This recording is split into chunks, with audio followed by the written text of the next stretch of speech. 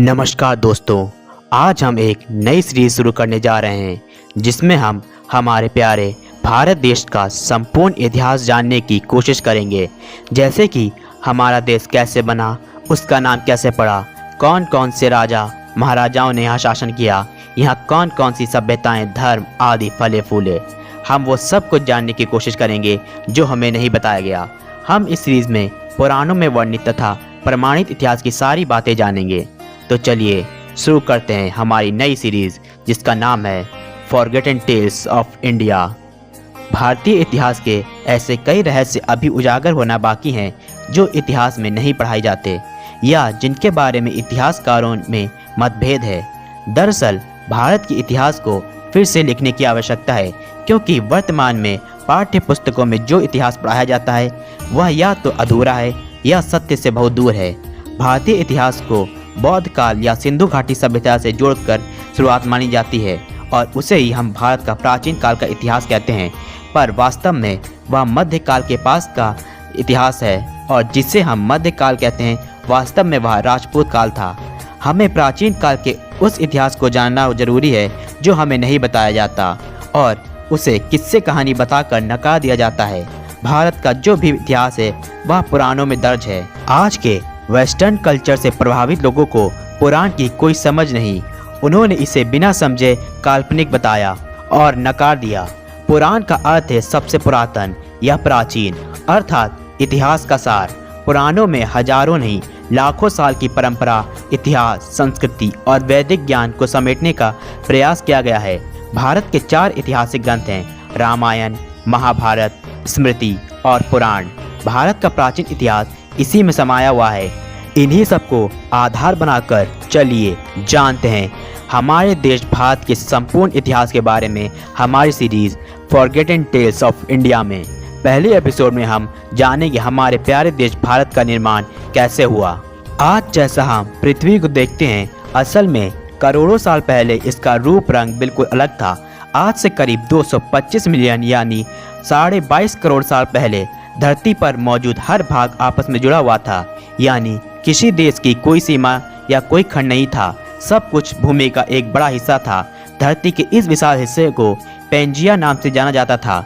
धरती के इस महाखंड के टूटने की शुरुआत दक्षिणी गोलार्ध में मौजूद अंटार्कटिक सर्कल से हुई, जिसके बाद इस खंड के टुकड़े होकर अलग अलग होने लगे। करोड़ों साल पहले जब महाखंड टूटा तो उसके 2 भाग हो गए, जिसके दक्षिणी हिस्से को गोंडवाना लैंड और उत्तरी हिस्से को लॉरेशिया के नाम से जाना जाता था।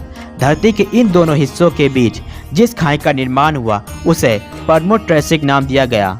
ये प्रक्रिया अपने आप में इतनी अद्भुत थी कि इसे पूरा होने में करोड़ों साल का समय लगा। लॉरेशिया से अलग हुए भूमि खंडों से यूरोप, एशिया और नॉर्थ अमेरिका जैसे देशों का निर्माण हुआ, जबकि गोंडवाना लैंड से अलग हुए हिस्से ऑस्ट्रेलिया और अफ्रीका के नाम से जाना गया। वर्तमान में भारत एशिया का हिस्सा है, लेकिन करोड़ों साल पहले भारत गोंडवाना लैंड का हिस्सा था।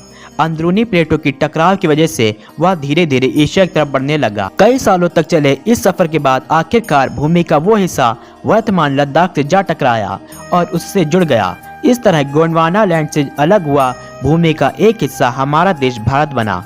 जब भूमि का यह टकराव हुआ तब भारी प्लेट नीचे की तरफ चली गई, जबकि हल्की प्लेट ऊपर की तरफ उठ गई और इसी टकराव की वजह से पर्वतों की एक श्रृंखला बनती चली गई, जिसे हम आज विश्व की सबसे बड़ी पर्वत श्रृंखला हिमालय के नाम से जानते हैं। और इस तरह हमारे प्यारे देश भारत का निर्माण हुआ। ये तो थी भारत के निर्माण की कहानी। अब जानते हैं कि भारत में इंसान कब आए और कहां से आए। इंसानों के भारत में आने को लेकर वैज्ञानिकों में मतभेद है। कुछ का कहना है कि आधुनिक मानव के पूर्वज यानी होमो सेपियंस 74,000 से 1,20,000 साल पहले अरब प्रायद्वीप होते हुए भारत आए थे। वहीं दूसरी अवधारणा यह कहती है कि उनका आगमन 50 से 60,000 साल पहले हुआ था। इन दोनों कालखंडों के मध्य एक ऐसी विचित्र घटना घटी जिससे संपूर्ण पृथ्वी पर उथल पुथल मच गई। आज से लगभग 74,000 वर्ष पूर्व इंडोनेशिया के सुमात्रा में टोबा ज्वालामुखी में महाभयानक विस्फोट हुआ।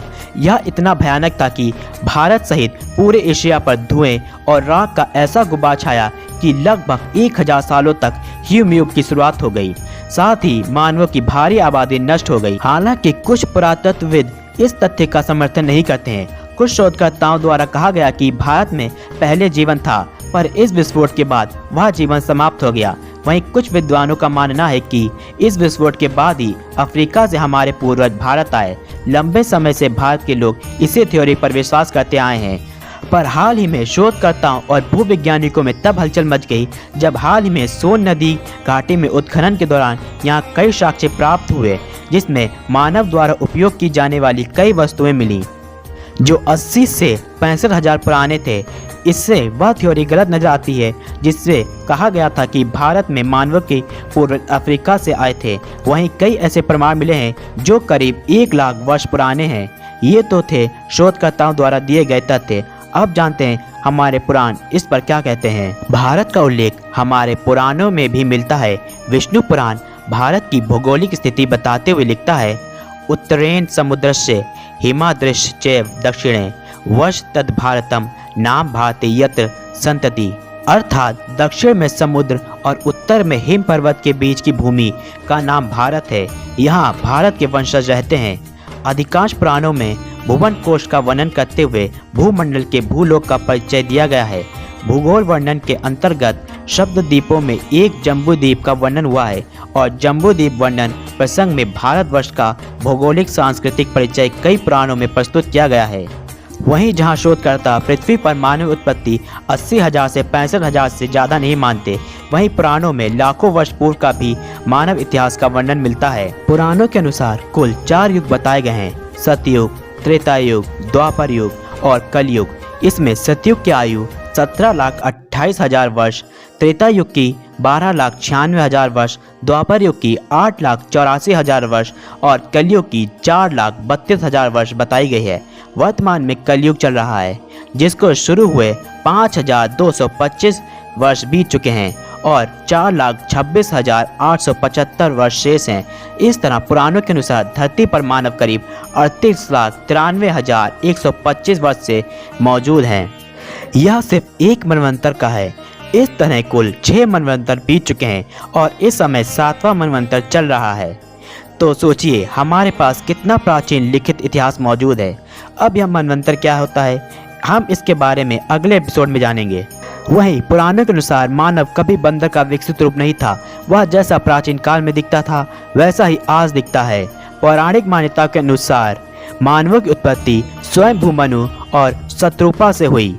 अब ये स्वयंभू मनु और शत्रुपा कौन थे और इनकी कहानी क्या है, ये जानेंगे हम अगले एपिसोड में। साथ ही जानेंगे स्वयंभू मनु के वंश का वर्णन। साथ ही जानेंगे कैसे पड़ा हमारे देश का नाम भारत।